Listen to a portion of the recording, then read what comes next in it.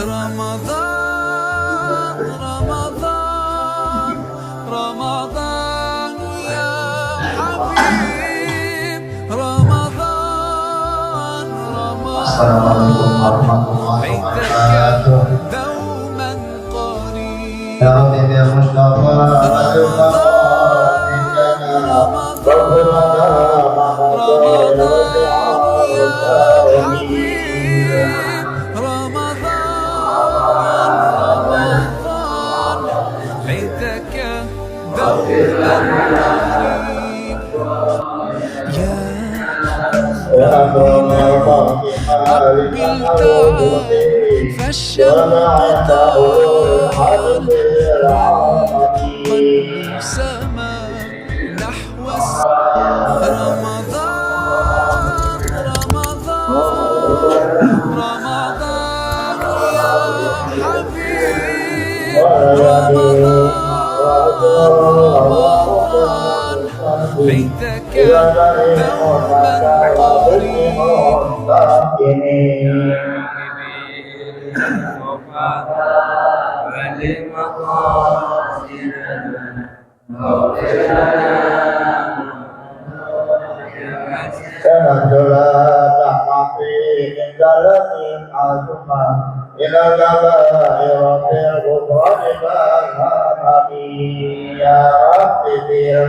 Mustafa al-Mustafa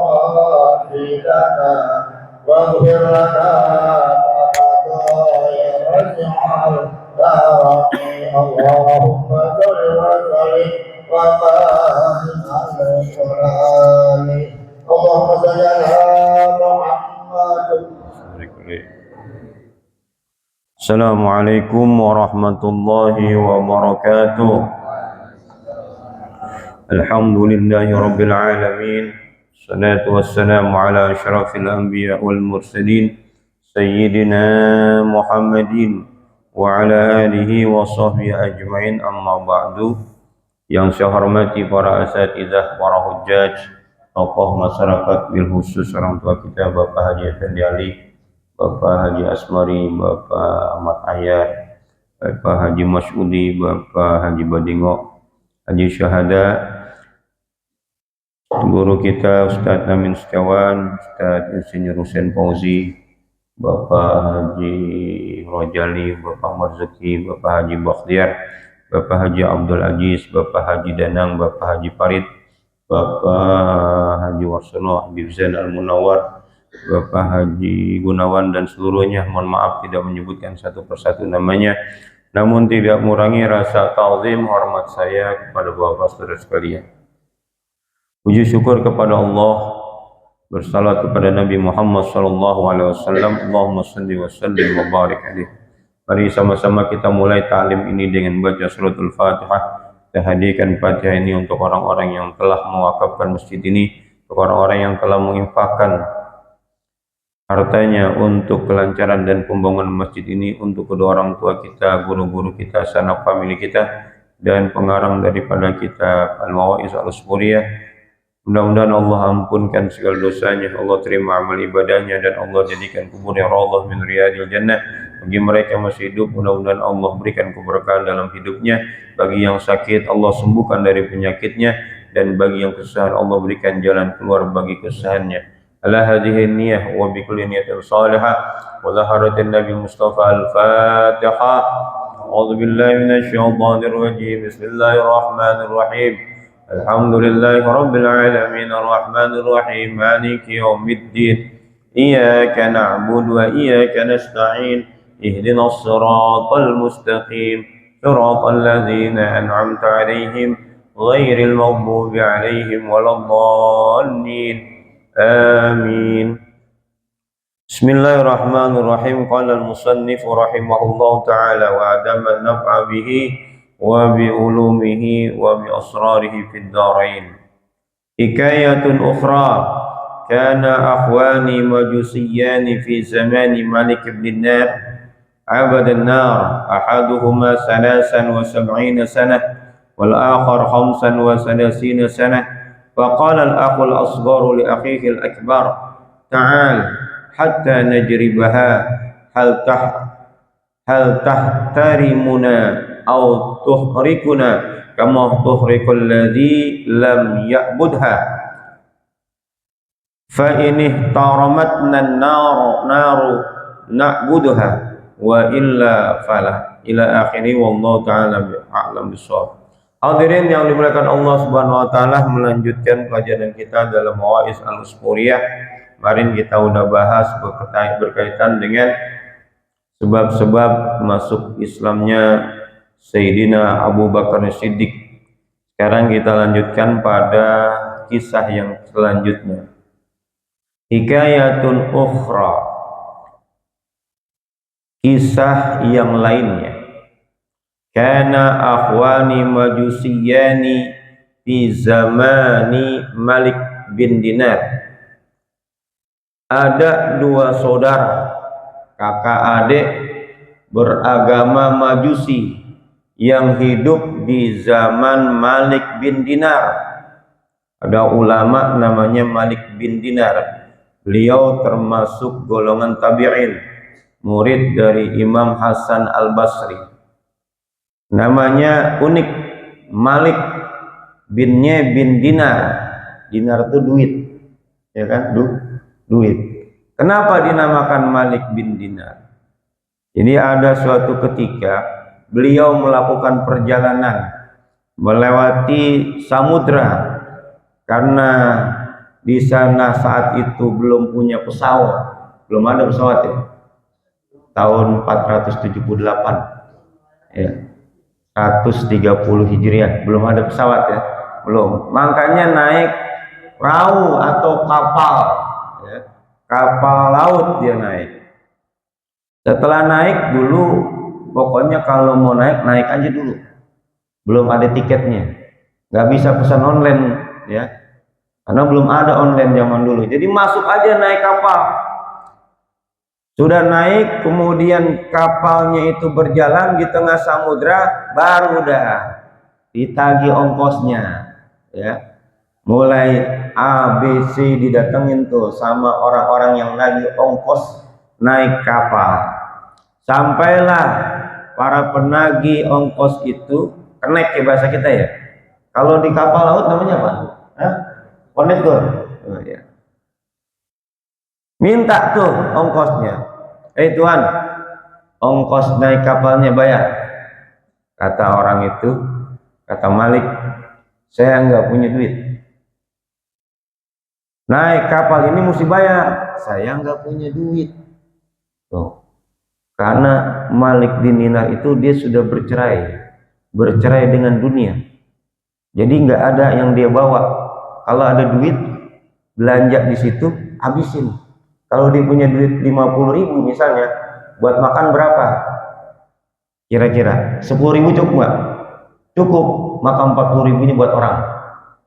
Ntar malam, ntar aja tungguin. Malam dapat lagi misalnya 25, ya. Dia makan tuh, makan malam apa? Cukup kopi sama roti kali ya, 7.000. Sisanya buat orang. Besok pagi, besok aja tungguin. Kalau ada dia makan, kalau nggak dia puasa. Udah bercerai sama dunia gitu. Kita bisa hidup kayak gitu? Lah kagak bisa. Bayar kontrakan gimana ya nggak? Bayar sekolah gimana? Nggak bisa. Kenapa nggak bisa? Karena kita imannya masih lemah ya. Belum bercerai dengan dunia, masih cinta dunia. Bener-bener. Iya. Masih pengen beli motor, pengen beli mobil, pengen beli rumah, ya nggak? Itu. Ditagih ongkosnya nggak ada. Kemudian karena nggak ada, tuh tukang nagih bayaran panggil teman-temannya, dipukulin tuh Malik sampai dia pingsan. Nah, biarin nggak, tungguin. Terus dia jalan lagi, sampai lagi ke tempat Malik, bayar ongkosnya, jangan pura-pura. Lagi-lagi dia bilang, saya nggak punya duit, nggak punya ongkos buat bayar. Panggil lagi teman-teman, pukulin lagi, pingsan lagi. Nagih lagi, balik lagi ke Malik lagi, minta lagi ongkos, bayar ongkos kamu. Ini naik kapal ini nggak gratis, kata dia. Saya nggak punya duit. Akhirnya panggil teman-teman yang tadi itu, udah pegang kakinya, pegang tuh tangannya, ngapain? Ceburin aja udah. Ya. Ceburin.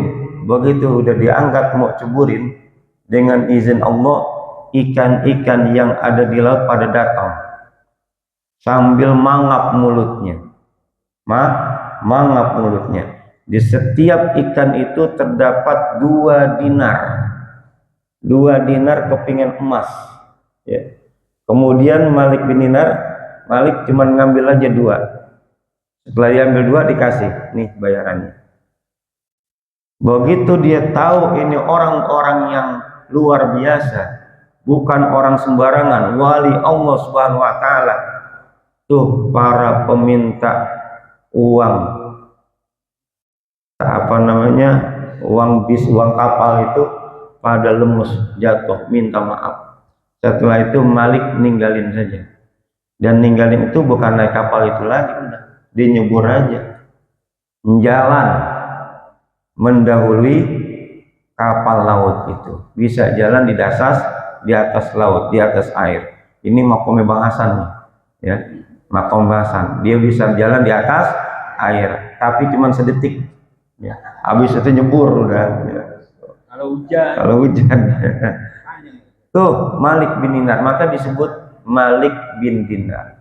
Dan dia ini dulunya itu bukan wali Allah, orang yang gemar maksiat. Bahkan dia pernah bilang, maksiat mana yang belum pernah saya lakukan? Minuman keras, iya. Judi, iya. Zina, iya. Nah, jadi suatu ketika di dalam kitab disebutkan, ini saya nyatet dulu. Ya. Dia ini punya jabatan di kerajaan lumayan, yaitu sebagai, kalau bahasa sekarang polisi. Zaman dulu apa namanya? Polisi zaman sekarang nih, polisi. Ya. Tapi sama juga ya, surti kali ya. Kalau panggilnya surti, surtinya polisi juga bahasa Arabnya. Surtiyun, polisi, ya kan? Ya. Gajinya lumayan. Setiap nerima gaji itu kerjaannya minum minuman keras, poya-poya, main perempuan. Suatu ketika keterima gaji, ya, dia mabuk-mabukan. Temennya bawa perempuan ini adalah budaknya, budak temennya, dijual dengan harga yang fantastis, harganya mahal karena perempuannya cakep.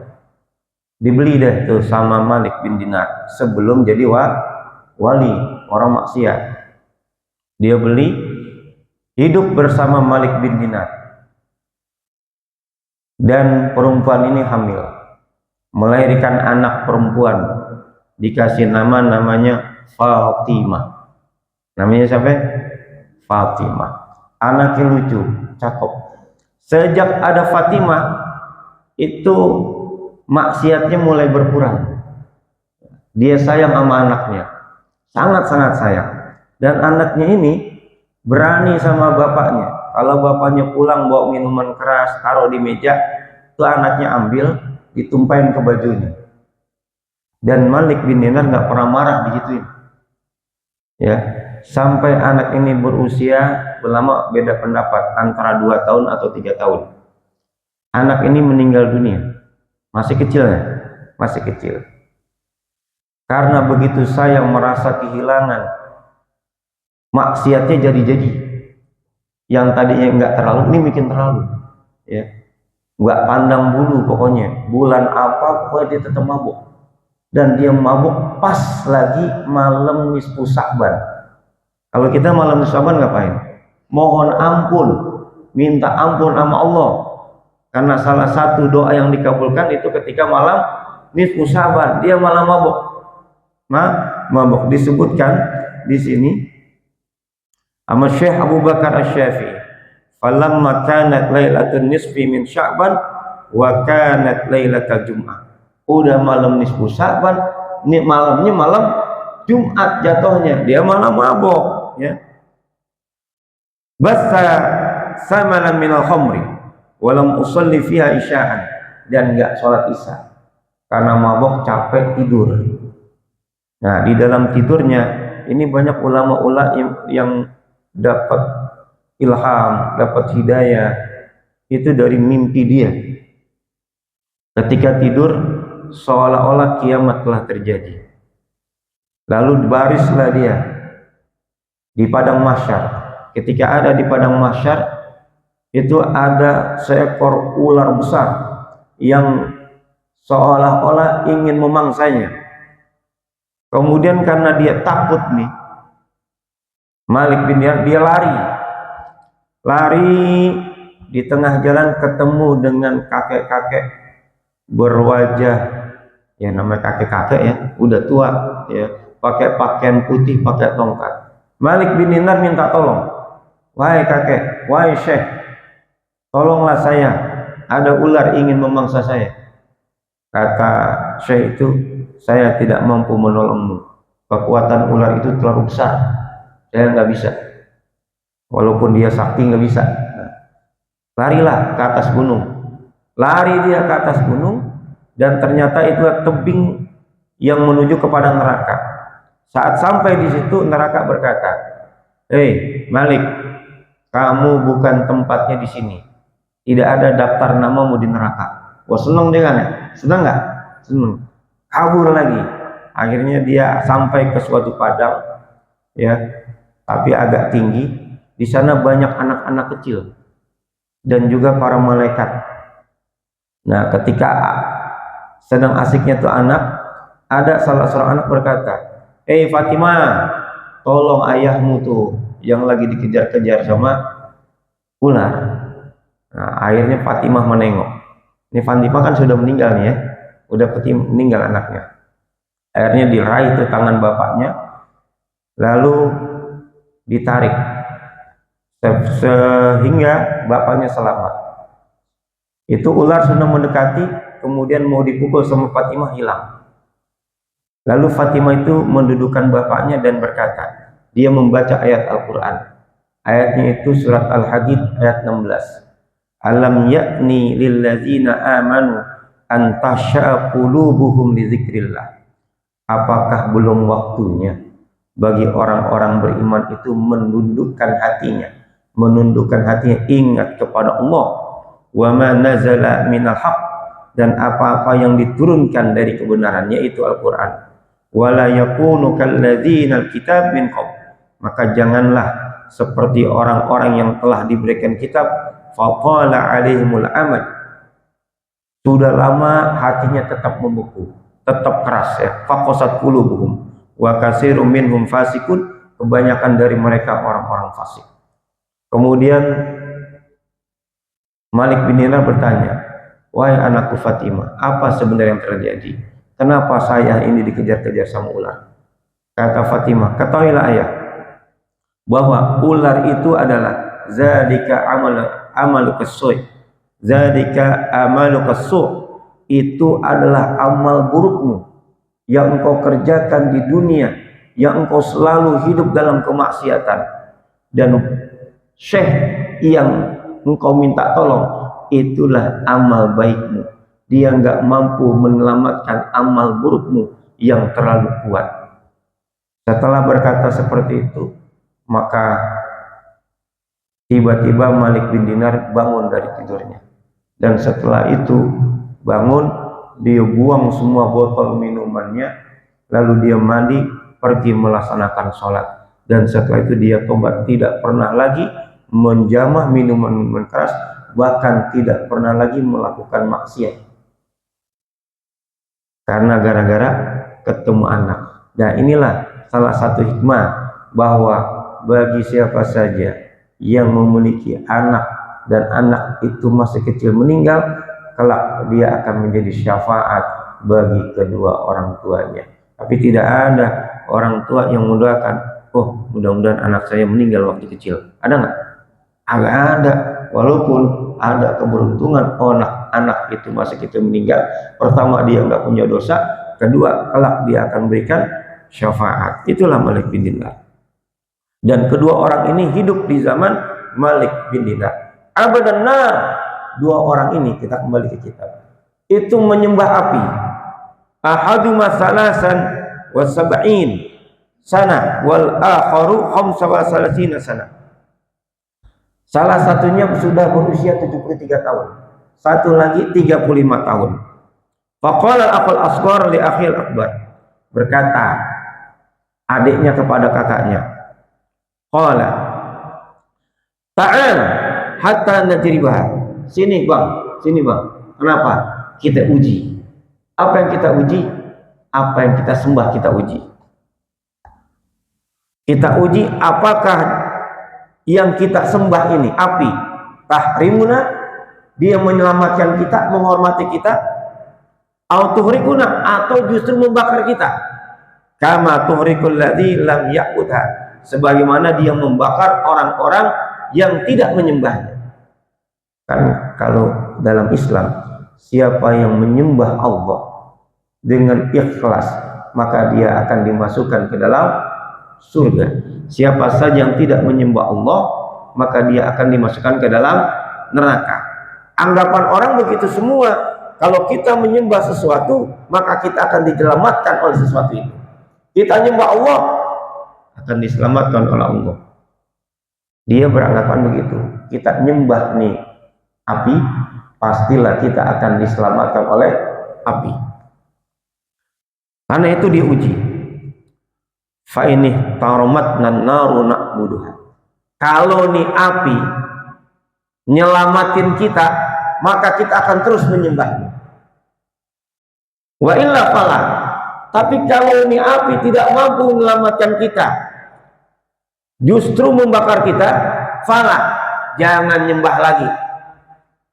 Kemudian mereka berdua fauqada nar, dia bakar. Ya, ada tempat, kemudian dia bakar, jadilah api menyala. Kemudian adiknya berkata, anta tada'u yadaka am ana ad'uha? Bang, ini yang mau nguji abang apa saya? Maksudnya gimana nih? Ini yang mau uji tangannya dibakar, saya atau abang? Kira-kira abangnya bilang apa? Lu aja, ya nggak?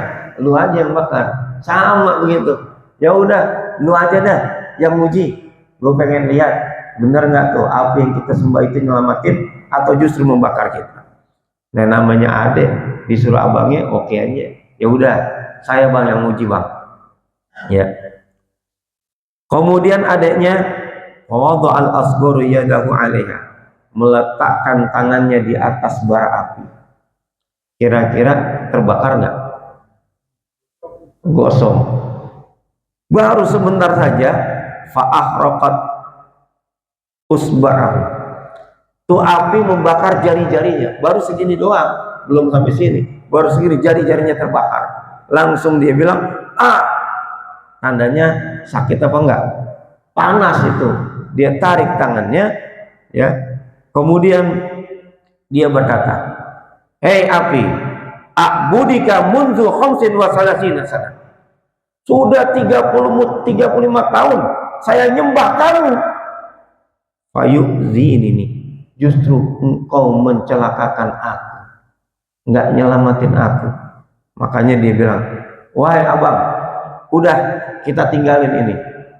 Jangan nyembah api, kita menyembah yang lain saja. Na'budu rabban wa ilahan wahidan. Kita sembah Tuhan yang satu saja. Yang kata ini, apabila kita menyembah Tuhan ini, kalau kita melakukan maksiat 500 tahun, dengan sekali saja kita istighfar, lalu kita beribadah cuma sejam saja, Tuhan ini akan mengampuni kita. Tuhannya siapa itu? Tuhannya orang Islam. Kata abangnya, kalau begitu ayo kita cari orang yang bisa menunjukkan kita kepada Islam yang benar. Siapa yang kita tuju? Malik bin Dinar. Bagaimana penjelasannya besok? Ya, ini ceritanya ada 2 lembar soalnya, panjang banget ini ceritanya, ya, sangat panjang, ya. Nanti ini orang yang baru masuk Islam punya keyakinan luar biasa, ya, sampai-sampai Allah berikan bukti. Apa buktinya? Dia dapat nikmat yang luar biasa, yang kita itu belum pernah ngalamin, tapi orang ini pernah mengalami. Baru sekali saja beribadah, enggak lama beribadah, kita bertahun-tahun ibadah belum pernah dikasih sama Allah. Tapi orang ini yang baru masuk Islam itu Allah tunjukkan kebesarannya.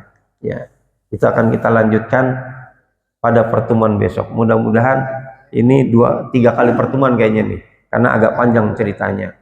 Dan mudah-mudahan kita bisa istiqomah dan Allah berikan kepada kita kesehatan agar kita bisa mengikuti kajian ini dan juga melaksanakan ibadah Ramadan dengan semangat.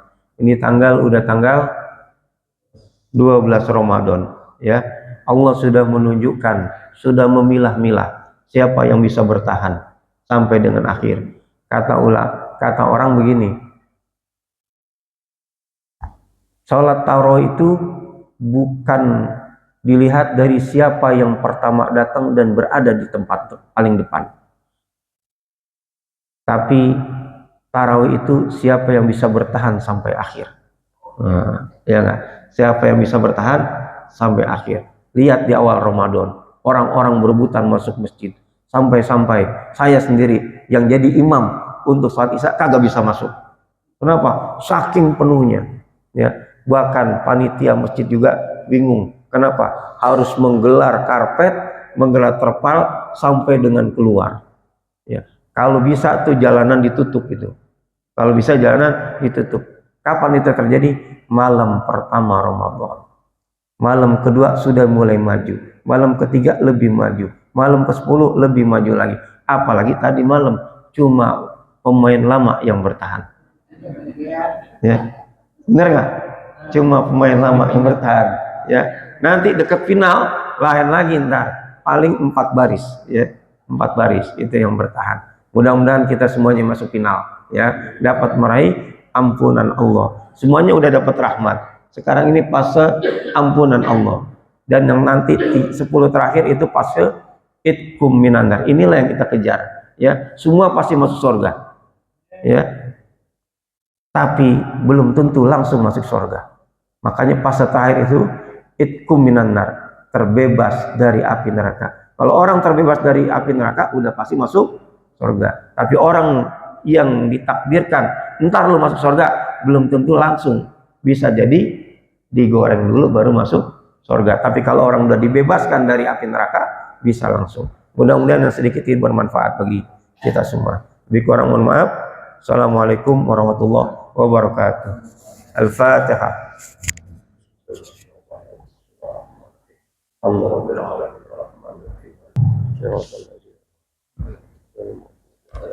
Assalamualaikum warahmatullahi wabarakatuh.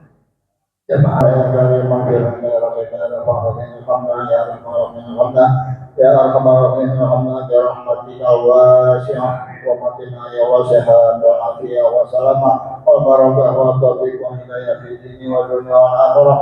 Allahumma bihaqil Fatihah wa sirril Fatihah ya Fatihah hamna wa syukran wa ya Rahman berbala ya Allah berbala ya Rahman ya berbala ya Rahim. Tawahum ya subhanaka Allahumma wa bihamdika ya salam wa tawahum alhamdulillah sallallahu alaihi wasallam.